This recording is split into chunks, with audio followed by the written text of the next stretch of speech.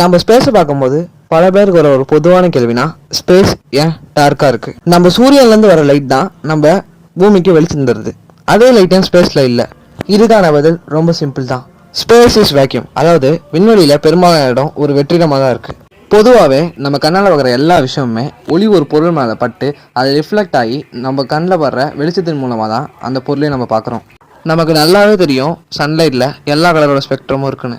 Light ஒரு பொருள் மேலே பட்டு அதிகமாக ரிஃப்ளெக்ட் ஆகிற கலர் தான் அந்த பொருளோட கலராகவே நம்ம பார்க்குறோம். இதை தான் விசிபிள் லைட்னு சொல்கிறோம். சூரியன்லேருந்து வர கதிர்கள் விசிபிளாகவும் இருக்கும், நான் விசிபிளாகவும் இருக்கும். இன்ஃப்ராரெட், அல்ட்ராவயலட், காமா இது எல்லாமே நான் விசிபிள் தான். ஸ்பேஸில் பெரும்பாலான இடம் வேக்யூமாக இருக்கிறதுனால லைட் ஒரு பொருள் மேலே பட்டு ஸ்கேட்டர் ஆகிறதுக்கான வாய்ப்பு ரொம்ப குறைவாகவே இருக்குது. இதனால தான் ஸ்பேஸ் டார்க்காக இருக்குது. ஒருவேளை மனுஷங்களோட கண்ணால் எல்லா விதமான ஸ்பெக்ட்ரமே பார்க்க முடிஞ்சதுன்னா ஸ்பேஸ் வெளிச்சமாக தெரியவும் வாய்ப்பு இருக்குது. இந்த மாதிரி அவங்களோட ஸ்பேஸ் சம்மந்தப்பட்ட டவுட்ஸை கமெண்ட் பண்ணுங்கள். அதுக்கு முன்னாடி இந்த வீடியோக்கு ஒரு லைக் போட்டுருங்க.